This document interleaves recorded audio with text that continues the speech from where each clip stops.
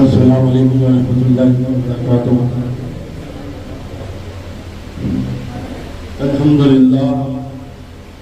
للہ رب المشرقین ورب المغربین والصلاة والسلام علی نبینا جد الحسن والحسین وعلی وصحبہ الذین فازوا فی الدارین اما بعد. اعوذ باللہ من الشیطان الرجیم. بسم اللہ الرحمن الرحیم. ولا تقولوا لمن يقتل في سبيل الله اموات بل احياء ولكن لا تشعرون. صدق اللہ العلی العظیم. آئیے مولا سب سے پہلے اپنے آقا مولا سید الرسول شہنشاہ کل یتیموں کے والی غلاموں کے مولا بے بسوں کے بس بے قسموں کے کس ٹوٹے دلوں کے سہارے اللہ تعالی کے پیار تو یاسین و بے قرار دل کے تسکین آقا نامدار محبوب کے دیدار جناب احمد مصطفیٰ صلی اللہ علیہ وسلم کی بارگاہ بے کس پناہ میں درود پاک کا نذرانہ پیش کریں. اللہم صلی علی سیدنا و مولانا محمد وعلی آل سیدنا و مولانا محمد وبارک وسلم صلاۃ و سلاما علیہ یا رسول اللہ. آپ حضرات نے حضرت علامہ مولانا فیضان بارسی کا اپنی تقریر سماعت کی. ماشاءاللہ بڑی روحانی تقریر تھی اور اصلاح کی تھی. اب تو گنجائش نہیں ہے لیکن چند منٹ ملو گی. آپ برداشت کریں کچھ ابھی ٹھنڈا ہو رہا ہے. ایک اور ادھر بات پڑھا. اللہم صلی علی سیدنا مولانا محمد وعلی آلہ وسلم صلاۃ و سلام علیک یا رسول اللہ.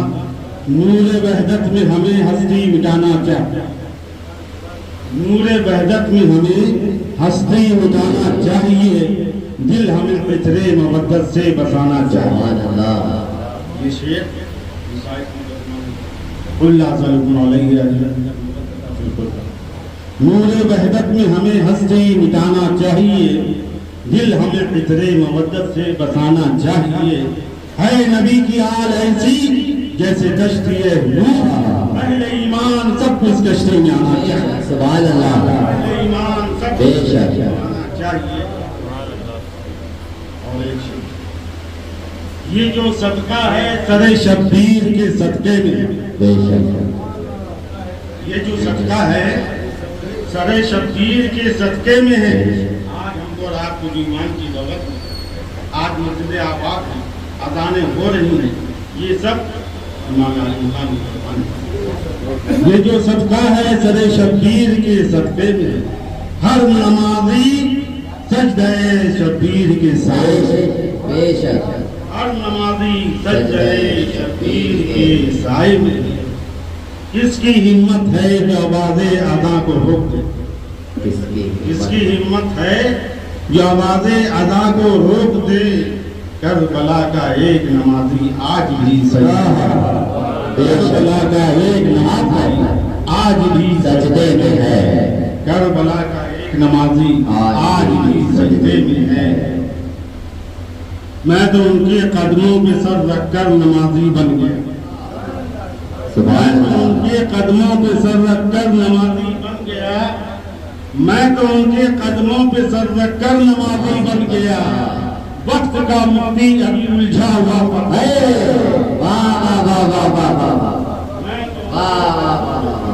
نمازی بن گیا. وقت کا مفتی ابھی الجھا ہوا فتوے میں ہے.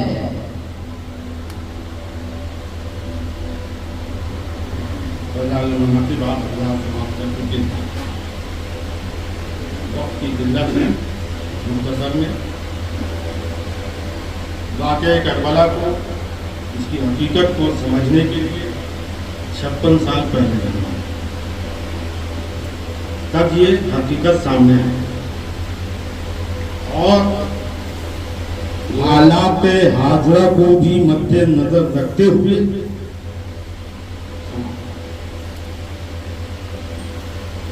واقعہ کربلا ایسے ہی نہیں ہوئی.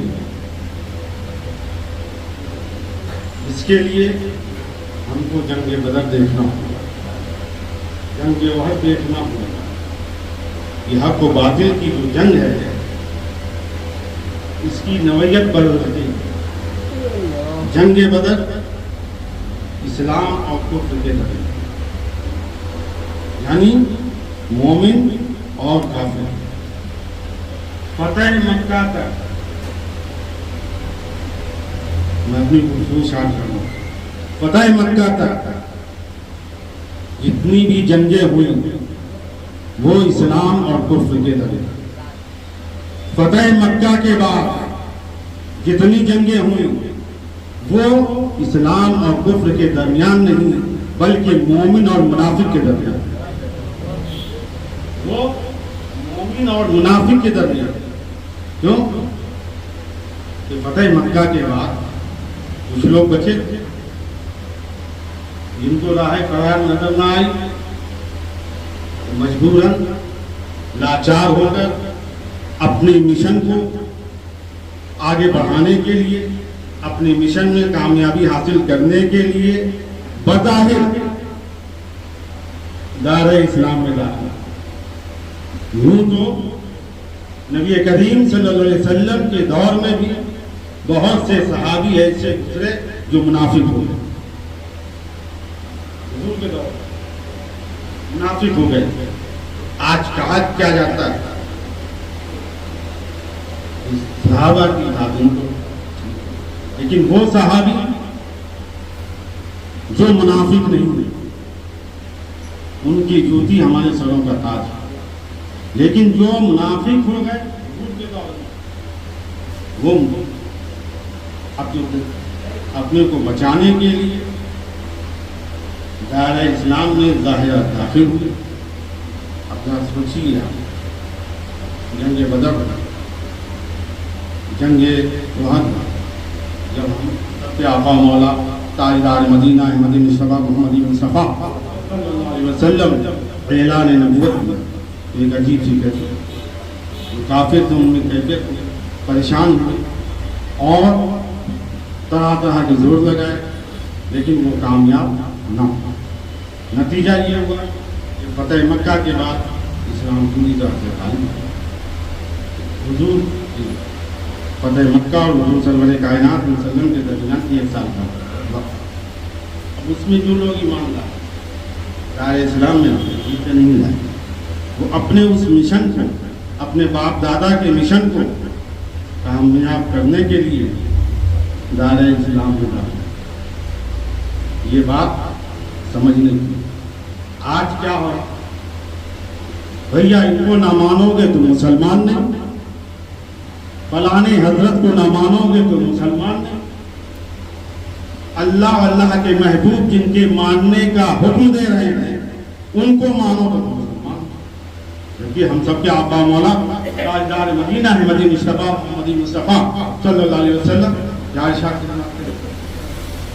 کہ میری اور میرے اہل بیت کی محبت ہی ایمان ہے، میری اور میرے اہل بیت کی محبت ہی ایمان ہے، اور جو واقعی سچا محب اہل بیت ہے تو اس کے لیے جنت کا پروانہ پہلے ہی سے ہو جاتا ہے۔ کسی کے کہنے سے، کسی کے ماننے سے جنت نہیں ملے گی۔ ان کو مان لو گے تو جنت مل جائے گی، ان کو مان لو تو جنت مل جائے گی۔ یہ واقعہ ہے مولائے کائنات اور خاتون جنت کا نکاح سب سے پہلے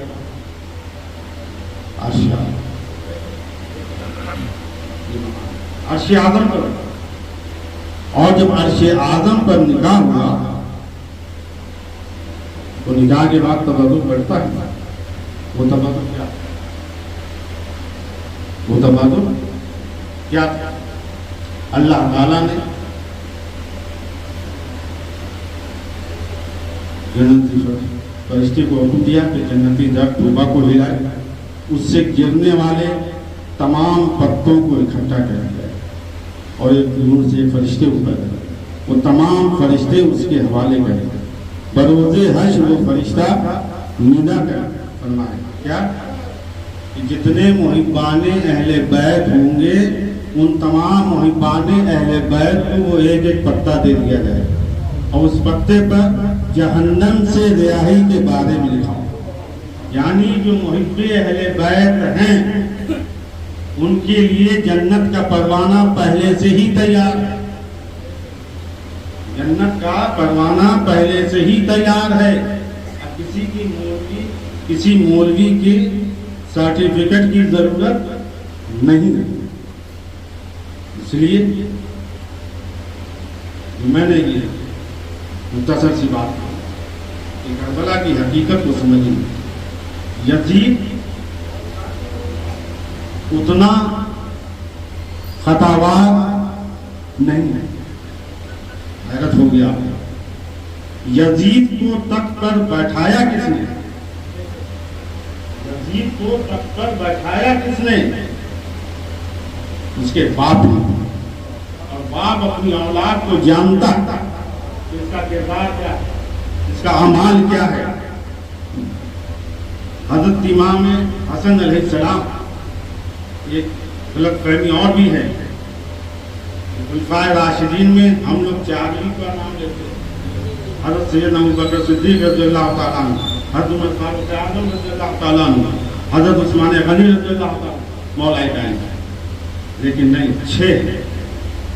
5 میں حضرت امام حسن علیہ، کیونکہ حضور سرور کائنات صلی اللہ علیہ وسلم نے جو ارشاد فرمایا کہ خلافت راشدہ 30 سال تک، اس کے بعد ایک دانت کاٹنے والی حکومت قائم ہو جائے گی، یعنی تمام افراتفری مچے گی، خلافت راشدہ۔ یہ چاروں کی جو خلافت کی مدت تھی وہ 29 ماہ 6 مہینے، 6 مہینہ جو بچا امام حسن علیہ السلام خلیفہ اور امیر المومنین، امیر شام سمجھ رہے نا؟ میں نے پہلے کہا کہ فتح مکہ کے بعد جتنی جنگیں ہوئی وہ مومن اور منافق کے درمیان، جب مولا کائنات امیر المومنین بنے، اسی امیر شام نے آپ کی خلافت سے انکار کیا، آپ کی خلافت سے انکار کیا اور شام میں اپنی بادشاہت کا اعلان کیا۔ یا صحابہ کرام کا یہی طریقہ تھا کہ آپ کے بعد جنگ صفین ہوئی۔ اب جنگ صفین میں کوئی کافر تھا؟ کوئی کافر تھا؟ نہیں، سب کلمہ گو تھے، سب کلمہ گو تھے۔ اسے بہت سے صحابی رسول بھی تھے جو مولا کائنات سے جنگ کی، جنگ صفین۔ تو حضور سرور کائنات صلی اللہ علیہ وسلم کیا ارشاد فرماتے ہیں کہ علی، مومن تم سے محبت رکھے، منافق تم سے بغض رکھے۔ محبت سے پیدا خدائی ہوئی ہے، محبت سے پیدا خدائی ہوئی ہے، محبت سے حق تک رسائی۔ جو منکر ہے علی کا وہ ہے منافق، خبر یہ نبی کی سنائی ہوئی ہے، خبر یہ نبی کی سنائی ہوئی ہے۔ اب یہیں سے آپ بیک گراؤنڈ سمجھیں کہ جو مولا کائنات کے ساتھ جنگ کرتے، جیسے ابھی حضرت نے فرمایا کہ حق علی کے ساتھ، علی حق کے ساتھ، تو حق جہاں علی ہے وہاں حق ہے۔ مختصر یہ کہ وہی معاملہ آگے بڑھے۔ حضرت امام حسن علیہ السلام جب خلیفہ وقت تھے، یہی امیر شام لشکر لے کر چپ، اور آپ نے معاہدہ کیا، یعنی صلح لکھی۔ اس میں بہت سی شرائط لکھی، لیکن 3 شرائط۔ پہلی شرط یہ تھی کہ کتاب اللہ اور سنت نبی کی پیروی میں حکومت کی جائے گی، میرے اولاد علی کو یہ حق محفوظ ہوگا کہ وہ جس کو چاہے اپنا امام مقرر۔ تیسری یہ کہ تمہارے بعد جو بھی ہو، لوگوں کے اتفاق رائے سے اس کو بادشاہ چنا جائے۔ لیکن امیر شام نے کیا کیا؟ امیر نے شام نے ساری شرطوں کو نہیں مانا. نتیجہ یہ ہوا کہ حضرت امام حسن علیہ السلام زہر دلوایا، آپ کو شہید کیا، اور اس پر بھی اس کا ظلم ستم دیکھیں کہ آپ کے جنازے پر تیروں کی بارش ہے. دنیا میں کوئی بھی ایسا جنازہ نہیں ہوا جس کے جنازے پر تیر کی بارش. تو اب یہیں سے آپ اندازہ کرتے چلے کہ جس مقصد کے لیے فتح مکہ کے بعد جس مقصد کے لیے دائرہ اسلام میں یہ سب داخل ہوئے، وہ اپنے مقصد میں اب آگے، اپنے مقصد کو آگے بڑھا. مختصر یہ ہے یزید طریقہ کیا تھا خلفائے راشدین کا. خلفائے راشدین کا طریقہ کیا تھا کہ ان کے قضا کرنے کے بعد لوگوں کے اتفاق رائے سے دوسرا خلیفہ منتخب. کیا حضرت سیدنا ابوبکر صدیق رضی اللہ تعالیٰ عنہ اپنے بیٹے کو خلیفہ نہیں بنا سکتے؟ کیا وہ حضرت عمر فاروق اعظم رضی اللہ تعالیٰ عنہ اپنے بیٹے کو خلیفہ نہیں بنا؟ لیکن جو کتاب الہی اور سنت الہی اور نبی کریم صلی اللہ علیہ وسلم کا فرمان تھا اس کے مطابق. لیکن امیر شام نے اس کی خلاف ورزی، اور اس خلاف ورزی کا نتیجہ کیا ہوا؟ وہ خلاف ورزی کربلا تھا. یعنی یزید جیسے فاسق و فاجر کو امیر شام جانتا تھا، اور حضرت امام حسن علیہ السلام کی اس شرط کی نافرمانی کی، زبردستی لوگوں سے امیر یزید کے لیے بیعت لی. جب یزید کو اپنا جانشین بنایا، اس نے یزید کے لیے کیا لکھا؟ تو میں نے تمہارے لیے راستہ ہموار کر دیا، لیکن 4 شخص ایسے ہیں کہ اگر ان پر تم قابو پا لو گے تو تمہاری حکومت کو کوئی خطرہ نہ ہو. وہ 4 ہستیاں کون ہیں؟ حضرت امام علی مقام، حضرت عبداللہ بن زبیر، عبداللہ بن عمر، حضرت عبدالرحمن بن عوف. ان پر تم قابو پا لو گے تمہاری حکومت کو کوئی خطرہ نہیں ہے. لہذا تخت پر بیٹھتے ہی 60 ہجری میں اپنا حکام بھیج دیا. سب سے پہلے امام علی مقام کے پاس ان کے لیے میرے لیے بیعت لیں، اگر یہ انکار کریں تو ان کا سر کاٹ کر ان کے پاس. اسی طرح امام علی مقام نے کیا فرمایا؟ کہا کہ میں اکیلے بیٹھ لیں، اہل مدینہ کو اسی خبر کر دی جائے، جو سب کی رائے ہوگی اس پر. تو یہ جنگ جو ہے مومن اور منافق کی، یہ کربلا تک ختم نہیں ہو گئی، یہ جاری ہے، یہ جنگ جاری ہے. آج بھی بہت سے منافق بظاہر نماز پڑھتے ہوئے ہمارے آپ کے درمیان، اب ان کو پہچاننا بڑا مشکل ہے. ہمارے درمیان ہیں لیکن ان کو پہچاننا بہت مشکل ہے. امام علی مقام کے روضہ اقدس پر جو سرخ پرچم لگا ہوا ہے وہ کیا پیغام دے رہا ہے؟ آپ غور کیجئے، کسی بھی آستانے پر دیکھیں تو ہرا جھنڈا نظر آئے گا، لیکن امام علی مقام کے روضہ اقدس پر جو سرخ پرچم لگا ہے وہ پیغام کیا دے رہا ہے؟ پہلے جب قبائلی جنگیں ہوا کرتی تھی عرب میں، اور جب حرمت والے مہینے آتے تھے تو لال رنگ کا جھنڈا اٹھا جائے. اس کی علامت یہ ہوتی تھی کہ جنگ ختم نہیں ہوئی، جنگ جاری ہے، وقتی روک دی گئی تھی. یہی پیغام امام علی مقام کے روضہ اقدس پر جو سرخ پرچم ہے وہ یہ پیغام دے رہا ہے کہ مومن اور منافق کی جنگ ختم نہیں، یہ جاری ہے. اس لیے اگر ہم کو رات کو اپنے ایمان کو بچانا ہے تو مومن اور جو منافق ہیں ان سے دور رہیں. ایک سوال تھا، کیا نبی کریم صلی اللہ علیہ وسلم کے دور میں یہ تمام فرقے تھے جو آج کے دور میں، چاہے وہابی ہوں، چاہے دیوبندی ہوں، چاہے تبلیغی ہوں، مختلف وغیرہ اتنے فرقے آپ کو ظاہر ہیں.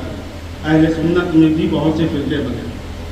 یہ فرقے نبی کریم صلی اللہ علیہ وسلم کے دور میں تھے نہیں تھے، صرف دو فرقہ، ایک اہل سنت والجماعت، دوسرا منافق. جو صحابی منافق ہو گئے وہ فرقہ کہیں. اسی لیے اللہ تعالیٰ نے قرآن میں کیا ارشاد فرمایا کہ اللہ کی رسی کو مضبوطی سے پکڑو اور فرقوں میں مت بٹو. قرآن کہہ رہا ہے فرقوں میں مت بٹو. آج ہمارا کیا حال ہے؟ دسیوں فرقے نظر آ رہے ہیں. اہل سنت میں کئی فرقے بن گئے، کہیں دعوت اسلامی آپ کو لکھے گی، کہیں اور فرقہ لکھے گا. یہ آپ قرآن کی نافرمانی کرتے ہیں. تو اہل سنت والجماعت میں کوئی فرقہ نہیں بنا.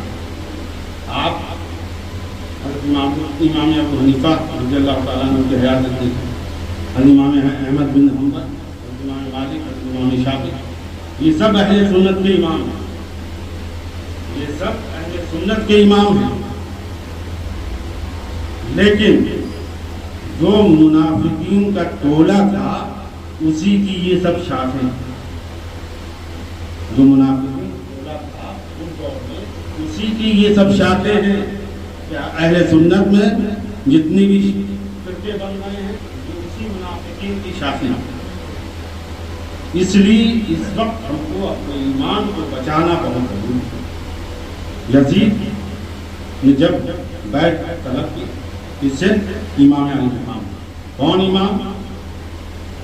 کون حسین؟ جو دینت حسین، دی پناہ حسین، وہ حسین کہ جنہوں نے اپنا سر دے کر دین بچایا، نانا کے دین کو بچایا. امام علی مقام نے اپنا ہاتھ نہیں دیا. اس ہاتھ کی اہمیت کو، اس کی قیمت سمجھ. سر دے دیا لیکن ہاتھ نہیں دیا. اگر ہاتھ دے دیتے تو یزید کی تمام برائیوں پہ پردہ ڈال دیتا. لوگ یہی کہتے کہ اگر وہ غلط ہوتا تو امام علی مقام اس کی بیعت کیوں کرتے. اسی لیے امام علی مقام نے سر دینا گوارا کیا لیکن یزید کی بیعت کو قبول نہ کیا. پھر یزید نے جب دیکھا کہ یہ بیعت کے لیے تیار نہیں ہو رہے، سب سے سخت کام میں مصروف ہو گیا.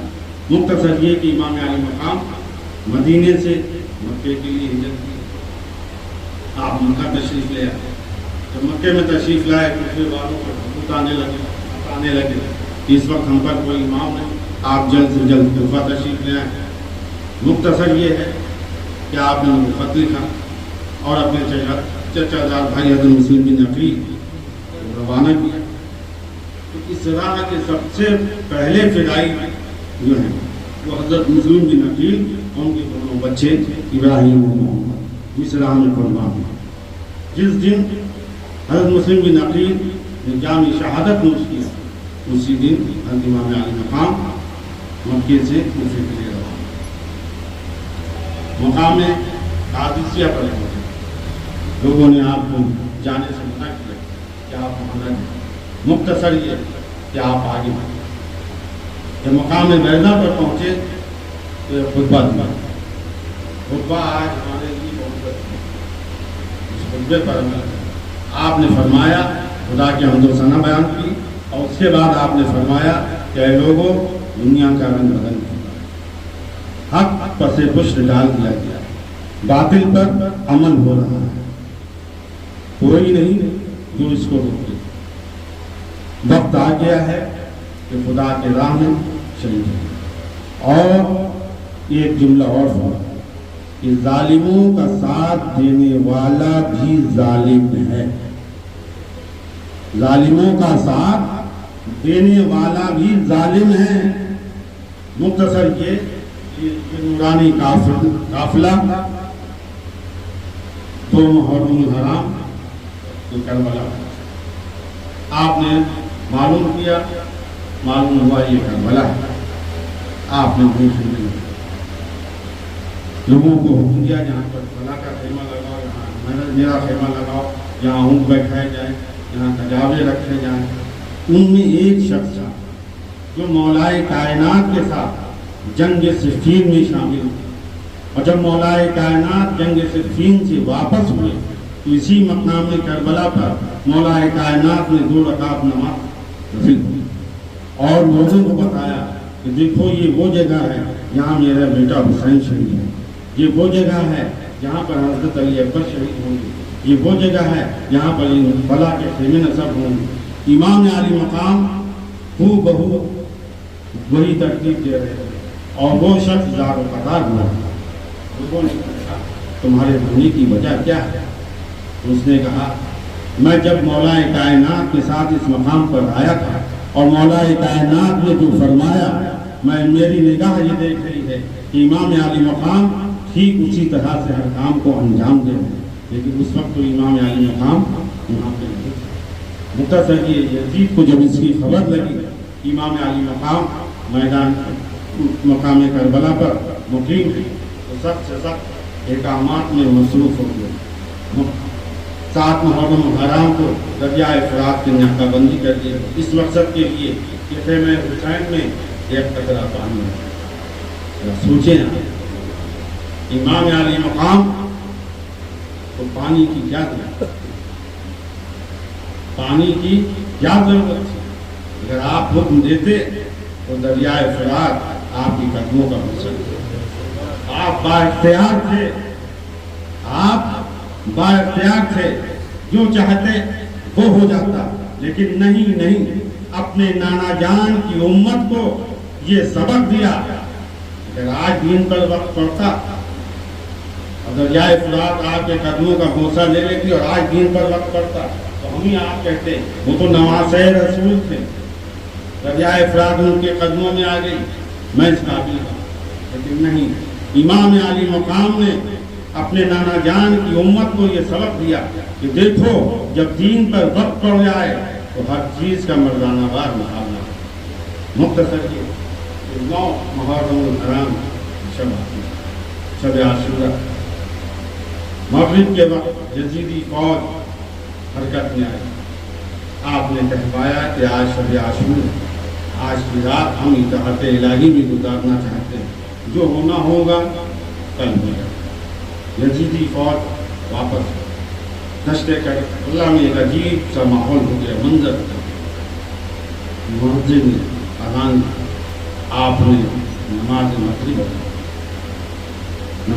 مغرب ادا کی، ادھر یزیدی فوج میں بھی نماز مغرب ہو، اذان ادھر بھی ہو رہی، اذان ادھر بھی ہو رہی، جماعت ادھر بھی ہے، جماعت ادھر بھی، ہزاروں کی تعداد، اس میں بہت سے حافظ قرآن، بہت سے صحابی رسول کے بیٹے بھی تھے یزیدی فوج میں، اسی لیے میں نے منافق لفظ استعمال کیا، اسی لیے میں نے منافق۔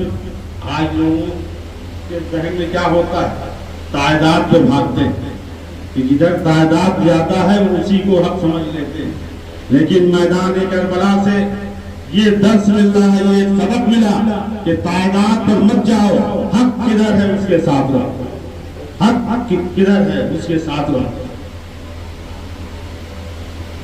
نماز ادا ہو گئی، نماز ادا کرنے کے بعد امام علی مقام نے اپنے تمام رفقا کو اکٹھا کیا اور خدا کی حمد و ثنا بیان کی۔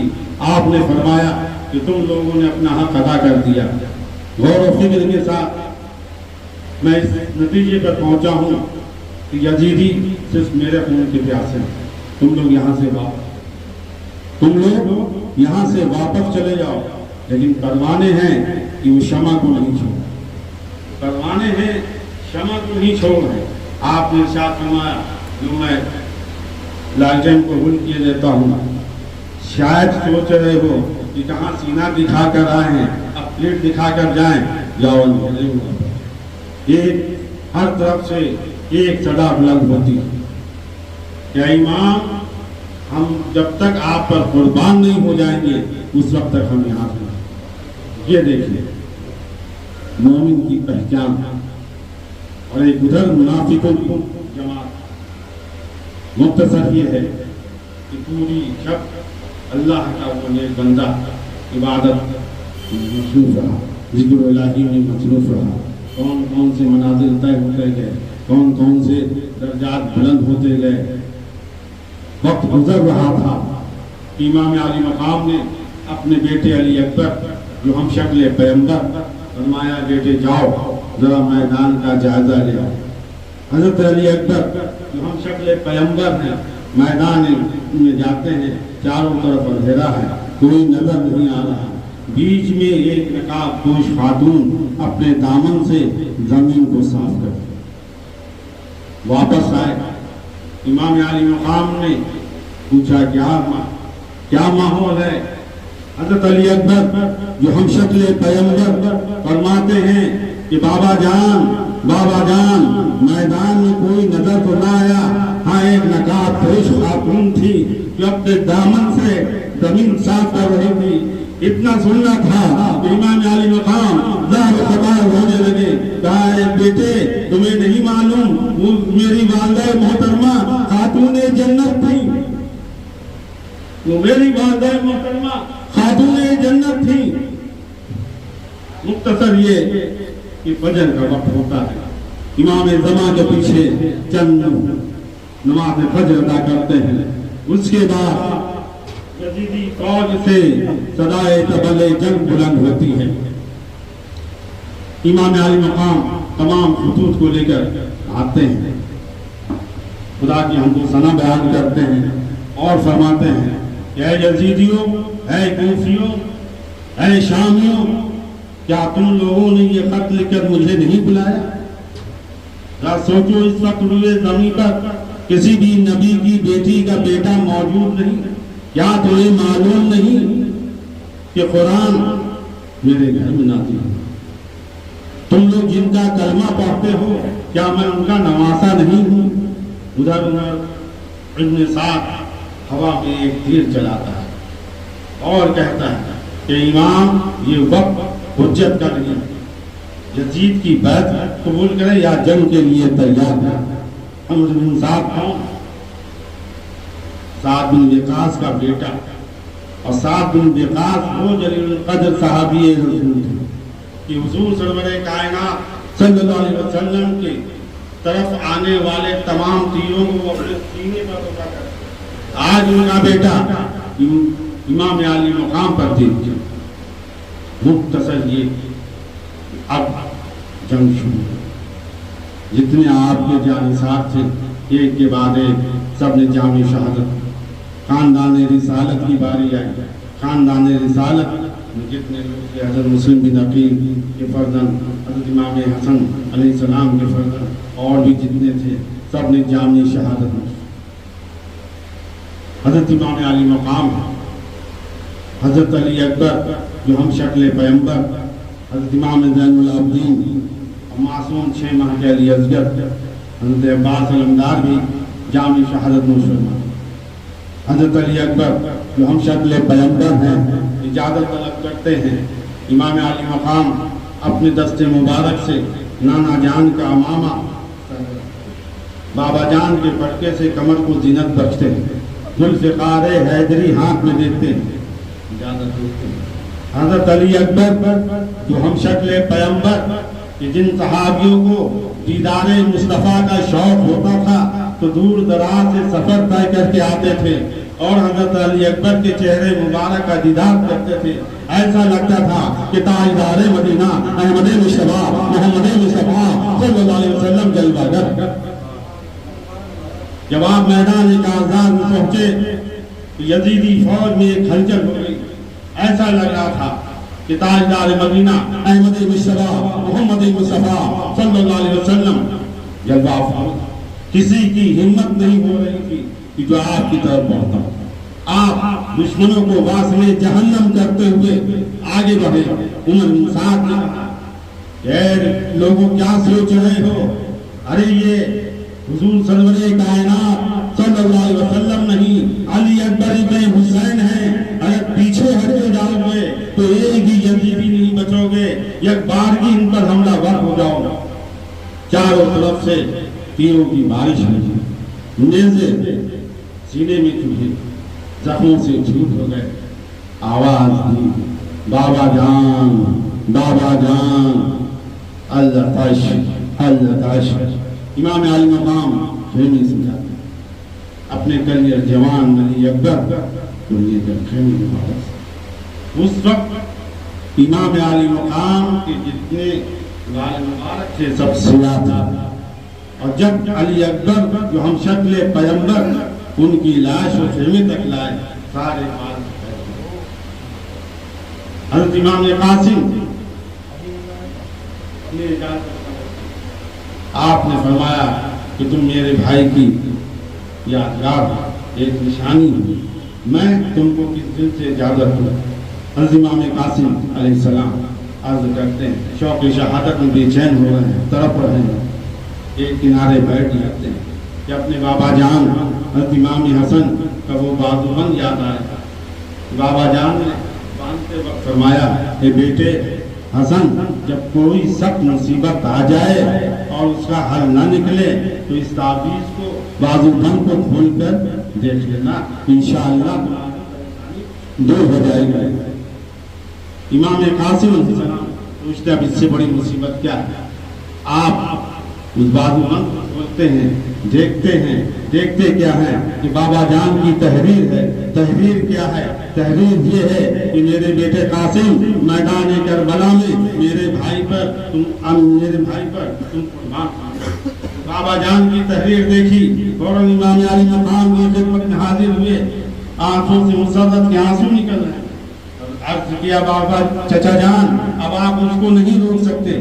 بابا جان کی تحریر سامنے رکھ دی، امام علی مقام نے کہ اپنے بھائی کی تحریر دیکھی، آنکھوں سے آنسو جاری ہو گئے، حضرت امام قاسم کو سینے سے لگا لیا، اجازت دی، نانا جان کا امامہ سر پر رکھا، بابا جان کے پٹکے سے کمر کو زینت بخشی، ذوالفقار حیدر دی۔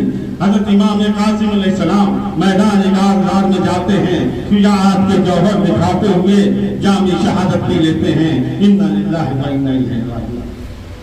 اسی طرح حضرت امام سیدنا زین العابدین علیہ السلام اجازت طلب کرتے ہیں، آپ ان کو اجازت نہیں دیتے، اپنے 6 ماہ کے لگتے جگر معصوم علی اصغر کو گود میں لے لیتے ہیں اور میدان کارزار میں جاتے ہیں۔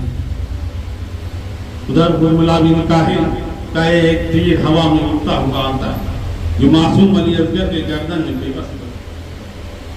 3 دن سے پیاسے ہیں، ایک چلو خون نکلا، امام علی مقام نے اس خون کو اپنی چل مٹھی میں لیا، چاہا کہ آسمان کی طرف اچھال لوں، ندائی کہ میرے حسین اگر یہ آسمان کی طرف یہ خون چلا گیا تو قیامت تک بارش نہ ہوگی، چاہا کہ زمین پر ڈال دوں، پھر ندائی کہ میرے حسین اگر یہ خون زمین پر چلا گیا تو قیامت تک کہیں کھیتی نہیں ہوگی، کوئی فصل نہیں ہوگی۔ امام علی مقام نے اپنے لگتے جگر کے خون کو اپنے چہرے پر بند کیا، آبا سے ڈھک لیا، آہستہ آہستہ خیمے کی جانب آ رہے تھے۔ اہل حرم سوچ رہی تھی کہ جو بچہ ابھی روتا ہوا جا رہا تھا، تڑپتا ہوا جا رہا تھا، لگتا ہے اس کو پانی مل گیا، پیاس بجھ گئی، قریب آئے تو سیدہ زینب سلام اللہ علیہ نے پوچھا کیا ہے؟ بچہ پانی سے سیراب ہو گیا۔ امام زمانے اپنے آبا کا دامن ہٹایا تو دیکھا کیا کہ معصوم علی اصغر بھی جام شہادت کی۔ حضرت سیدنا امام زین العابدین علیہ السلام کو سینے سے لگایا، فرمایا بیٹے میرے بعد تم ہی نانا جان کے جانشین ہوگی، امت تم سے فیض پائے گی، ظاہری باطنی علوم سے نوازا۔ اور ایک بات اور یہاں پہ اشارہ کر رہے ہیں کہ ولایت میں ایک مقام ہوتا ہے غوثیت کبریٰ، غوثیت کبریٰ، اس مقام پر مولا کائنات ہے. آپ کے بعد حضرت امام حسن علیہ السلام، آپ کے بعد حضرت امام حسین علیہ السلام، آپ نے اپنے بیٹے اور اس مقام غوثیت کبریٰ پر فائز کیا. اب ذرا سوچئے، وہ منظر کو سامنے لائیے کہ ابھی تک تو امام علی مقام سب کو اپنے ہاتھوں سے تیار کر کے میدان کربلا بھیج رہے تھے. اب کوئی نہیں جو آپ کو تیار کر سکے. حضرت سیدہ زینب، آپ نے فرمایا کہ نانا جان کا فلاں صندوق لیا اور اپنی بہن کو نصیحت کی. پھر نانا جان کا ماما سر پر رکھا، ذوالفقار حیدری ہاتھ میں لی، بابا جان کے پٹکے سے اپنے کمر کو زینت بخشی، خیمے سے سب کو الوداع کہا. جب باہر تشریف لائے تو بی بی سکینہ ان کی قریب آتے اور گھوڑے کے پیر میں پکڑ لیا. گھوڑا آگے نہیں بڑھ رہا ہے. امام علی مقام زور لگا رہے ہیں، لیکن جب نگاہ نیچے گئی دیکھا کیا کہ بیٹی سکینہ گھوڑے کے پیر کو پکڑے رو رہی ہے اور یہ کہہ رہی ہے کہ ذوالجنا تم میرے بابا جان کو ادھر مت لے جاؤ، کیونکہ صبح سے میں یہ دیکھ رہا ہوں کہ جو بھی ادھر گیا واپس نہیں آیا. تم میرے بابا جان کو ادھر لے جاؤ. امام علی مقام نے جب دیکھا تو آنکھوں سے آنسو جاری ہوئے، آواز دی اپنی بہن کو کہ بیٹی کو لے جاؤ. اور بیٹی بے چین ہے. امام زمانے اپنی بیٹی کے کان میں کچھ کہا، وہ مسکرا دی. حضرت سیدہ زینب بیٹی کو لے کر خیمے میں چلے جاتے. امام علی مقام میدان کارزار میں جاتے ہیں، پھر دشمنوں کو ایک بار مخاطب کرتے ہیں، نصیحت و وعظ کرتے ہیں، لیکن وہی تیر پھر چلا. امام علی مقام جنگ کے لیے تیار ہو جاتے ہیں. ایک دو کو نہیں، سینکڑوں کو واصل جہنم کرتے ہوئے آگے بڑھ رہے ہیں. یزیدی فوج میں ایک دہشت بیٹھ گئی اور انصاف نے کہا کہ ایک بار بھی حملہ کرو. اس طرح سے کوئی بھی یزیدی نہیں بچے گا. مختصر یہ کہ چاروں طرف سے حملے ہونے لگے. جس طرح سے آپ کی شہادت ہوئی وہ بیان کرنا مناسب نہیں. بس یوں سمجھیں کہ پتھروں نے بڑھ کر پیشانی کا حصہ لیا، تیر سینے میں چبھے، نیزے پہلو پہ چبھے، فرش زین پر ڈگمگائے، فرش زین سے فرش زمین پر آئے. گرنے کی حالت بعین رکوع سر سجدے میں جھلک گیا، پڑھ گیا. اہتمام کر اعتبار دین پناہ مقصد شان حسین، شاہکار حق رسی تصویر عرفان حسین. اہتمام کربلا کے پاک سجدے کی قسم، اہتمام کربلا کے پاک سجدے کی قسم، آج تک ایک ایک سجدے پر ہے احسان حسین. آج تک ایک ایک سجدے پر ہے احسان حسین. ہاں، حسین نے وہ کام کیا کہ خدا راضی، حسین نے وہ کام کیا کہ رسول راضی، حسین نے وہ کام کیا.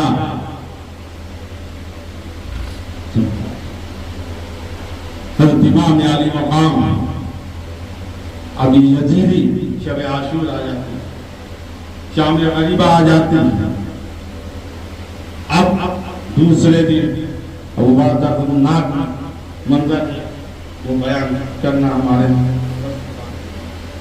صبح ہوتی ہے. دوسرے دن یہ یزیدی فوج اس قافلے کو لے کر دمشق کی طرف سب سے پہلے کوفہ میں اس مسجد میں رکے جہاں پر حضرت سیدہ زینب سلام اللہ علیہا خطبہ دے رہی تھی. ایک نابینا صحابی رسول تھے.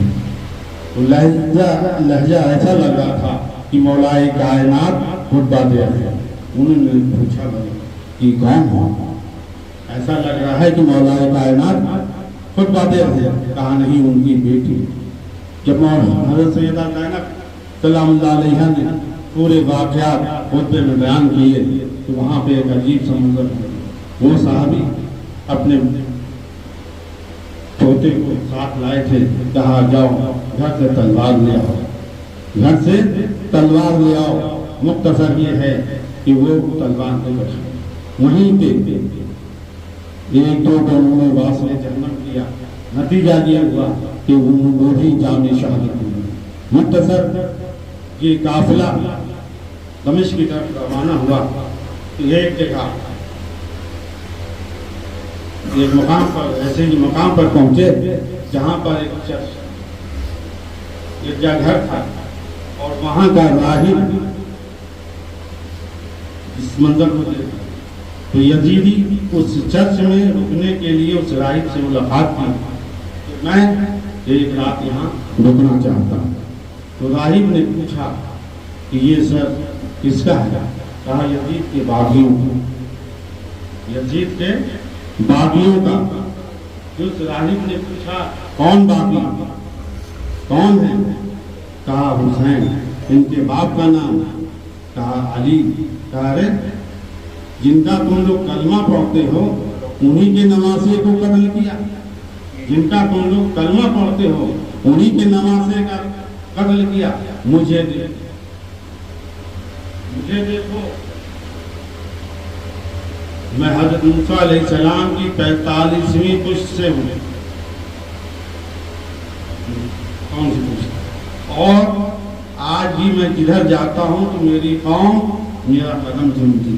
ارے تم لوگ کیسا کلمہ پڑھنے والے ہیں؟ ابھی 56 سال گزرا, اپنے رسول کے نواسے کو شہید کر دیا. ٹھیک ہے, ایک رات کے لیے یہ سر مبارک مجھے دے. ابھی سب واقعات دین جس مقصد کے لیے امام علی مقام نے اپنے قربانی دی اس مقصد میں آپ کامیاب ہیں, اور یزید جس مقصد کے لیے لڑا وہ ہار گئے. اس راہب نے آپ کے سر مبارک اندر کہا اس کے بدلے ہم تم کو 10 درہم دیں گے. اب اس راہب کو دیکھیے, اس نے آپ کے سر مبارک کو آپ کے گلاب سے عطر سے اس کو اور ایک سندل کی ابھی سے اشارہ سنا ایک سندل کی لکڑی چوکی بنائی اس کو کے گلاب سے دھویا, سرخ مخمل کا گلاب چڑھایا اور اس پر آپ کے سر مبارک کو ہاتھ باندھ کر آپ کے چہرے انور کی زیارت کر. وہ راہب کون؟ وہ راہب کون تھا؟ نبی کریم صلی اللہ علیہ وسلم کی بارگاہ میں حاضر ہوا, اس کو کوئی اولاد نہیں تھی. حضور کی بارگاہ میں عرض کر رہا ہے مجھ کو ایک اولاد ہوا ہے, لیکن نبی کریم صلی اللہ علیہ وسلم خاموش ہے, کچھ بول نہیں رہے. اتنے میں حضرت امام علی مقام اس وقت آپ کی عمر 5-6 سال میں آپ آئے اور نانا جان کی گود میں بیٹھ گئے. اس راہب نے جب پھر عرض کیا تو امام علی مقام نے عطا کیا. اب وہ سمجھ گیا, پھر اس نے عرض کیا عطا یعنی امام علی. اب اس نے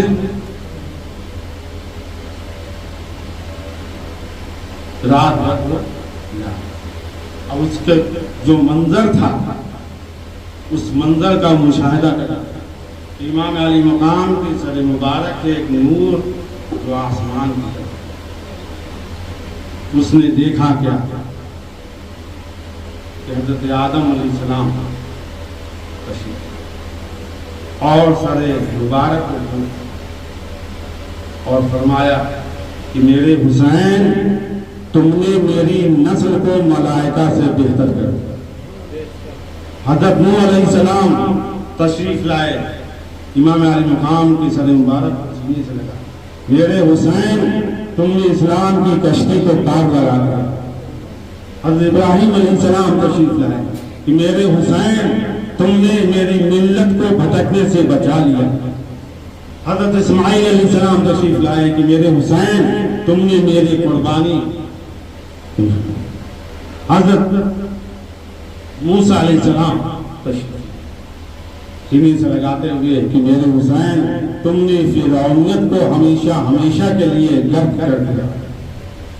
بنی ہاشم نادا حضور سرور کائنات صلی اللہ علیہ وسلم تشریف سینے سے لگاتے ہوئے کہ میرے حسین تم نے میری شریعت کی لاج رکھی۔ مولا کائنات سینے سے لگاتے ہوئے کہ میرے حسین تم نے میری جوہر دکھا دی۔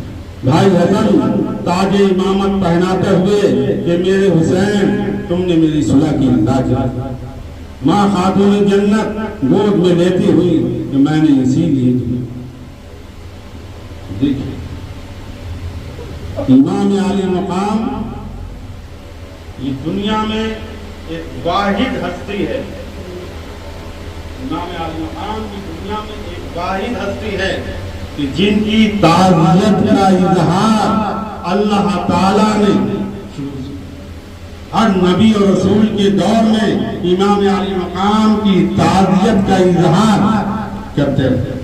یہاں تک کہ جب آپ کی ولادت ہوئی اس وقت حضرت جبرائیل علیہ السلام ماں ملائکہ اللہ تعالیٰ کے حکم سے تشریف لائے اور ولادت کی خبر اس مبارکباد کے ساتھ ساتھ شہادت دی۔ تو تعزیت کیا ہے؟ تو تعزیت کیا ہے؟ کسی کے غم میں شریک ہونا۔ اب اس راہب کو دیکھیں کہ وہ بھی اس غم میں شریک ہوا۔ کس صورت میں؟ ایک چوکی بنائی، اس پر لاب بچھایا۔ سمجھ رہے ہیں نا؟ امام عالی مقام کے سر مبارک یہ تمام منظر جب آخر میں صبح ہو جاتی ہے، جب صبح ہو جاتی ہے تو وہ راہب امام عالی مقام کے سر مبارک سے عرض کرتا ہے کہ میں آپ کے سامنے کلمہ پڑھتا ہوں اور دائرہ اسلام میں، اور اپنے بیٹوں کو بلایا، کہا دیکھو یہ کون ہے، پہچان لو یہ کون ہے۔ ارے یہ وہ ہستی ہے کہ ان کے صدقے میں تم لوگ پیدا ہو، ان کے صدقے میں تم لوگ پیدا ہوئے ہو۔ مختصر یہ کہ وہ صبح ہوتی ہے وہ راہب ان یزیدیوں سے جنگ کرتا ہے، وہ اور اس کے بیٹے جان نشان۔ مختصر یہ قافلہ جب دمشق پہنچا شام کے شام میں تو ایک عجیب سا ماحول، لوگ جشن منا رہے ہیں کیونکہ وہاں یہ خبر پہنچی تھی کہ یزید کے تمام باغی شہید قتل کر دے۔ اب کسی کو یہ خبر نہ تھی کہ اہل بیت شہید ہوئے ہیں، خاندان رسالت کے لوگ شہید ہوئے ہیں۔ جب یہ قافلہ دمشق کے بازار میں پہنچا تو یہ خاتون تھی جو اپنی چھت پر اس منظر کو دیکھ رہی تھی، تو اس نے اپنی خادمہ کے ساتھ کہ ہاں کچھ چادریں اور کچھ کھجوریں کھانے پینے کے لیے اور کچھ پانی لا کر حضرت سیدہ زینب سلام علیہا کی خدمت میں پیش کیا۔ کہ خاتون ایسے حالات میں تو کوئی میرا سامنے حال نہیں، تم کون ہو؟ کہا وہ جو چھت پہ بیٹھی ہیں میری مالکہ ہیں، انہوں نے مجھ کو کہا ان کو بلا لو۔ وہ خاتمہ جب آئی، وہ عورت جب آئی تو آپ نے پوچھا کہ یہ ہمارے ساتھ یہ سلوک کیسا کرا؟ اس عورت نے کہا کہ میں مدینے میں خاتون جنت کی کنیز تھی، اور جب میں وہاں سے چلنے لگی تو میں نے ان سے عرض کیا کہ مجھے کوئی وصیت کر دے۔ تو خاتون جنت نے یہ وصیت کی تھی کہ جب کسی قیدی کو دیکھنا تو ان کے ساتھ اچھا سلوک کرنا۔ تو میں یہ سمجھی کہ یہ قیدی ہے، قیدی سمجھ کر میں نے یہ سلوک کیا۔ بتاؤ اس کا صلہ کیا چاہتے ہیں؟ اس خاتون نے کہا کہ میں جب مدینے سے چلی تھی تو ایک دو بچے بڑے خوبصورت حسین و جمیل تھے، ایک کا نام حسن، ایک کا نام حسین، اور ایک چھوٹی بیٹی تھی بڑی خوبصورت تھی، اس کا نام زینب تھا۔ میری یہ خواہش ہے کہ میں جیتے جی ان کا دیدار کروں۔ اتنا سننا تھا کہ حضرت سیدہ زینب زاد و قطار ہونے لگی، کیا بھائی حسن تو پہلے ہی شہید ہو چکے ہیں، حسین جو سب سے آگے نیزے پہ جو سر ہے وہ میرے بھائی حسین کا ہے، اور جس بیٹی کا تم ذکر کر رہی ہو وہ بیٹی میں ہوں۔ اتنا سننا تھا کہ وہ عورت آپ کے قدموں سے لپٹ گئی اور اس کی جان انتقال ہوا۔ مختصر یہ یزید کی محل میں جب پہنچا، واقعہ بڑا طویل ہے لیکن جو مین نقطہ ہے وہ بتانا چاہتا ہوں، وہ آپ حضرات سن چکے ہیں۔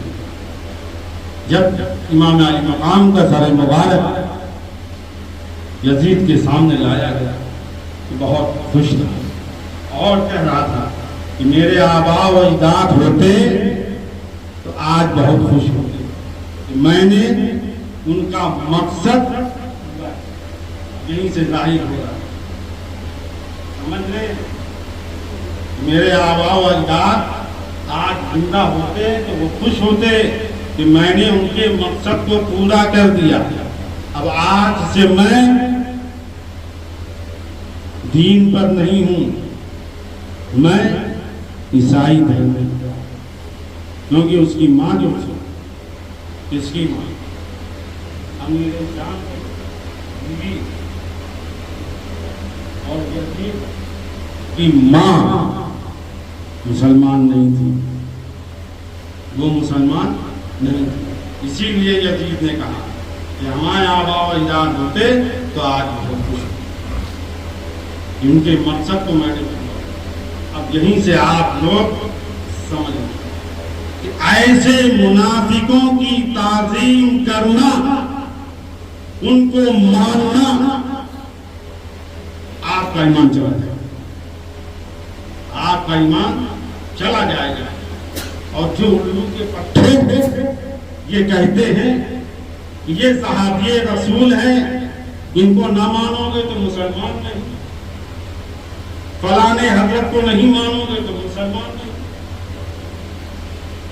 ذرا سوچو کہ اللہ تعالی جن کے ماننے کا حکم دے، اللہ کے محبوب جن کے ماننے کا حکم دے، اور جن کی محبت اہل ایمان پر واجب کر دی گئی، جن کی محبت اہل ایمان پر واجب کر دی گئی، ان کو مانو۔ ان کو مانو گے تو ایمان بھی سلامت رہے گا، ان کو مانو گے تو جنت بھی ملے گی۔ اگر ان کو نہیں مانو گے، غیر نفس و خیرے کو مانو گے تو جہنم راستہ ہوگا۔ بولنے میں تھوڑی غلطی ہوئی، اللہ تعالیٰ سے معاف فرمائے۔ استغفر اللہ العظیم۔ آئیے السلام علیکم۔ شاہ سوار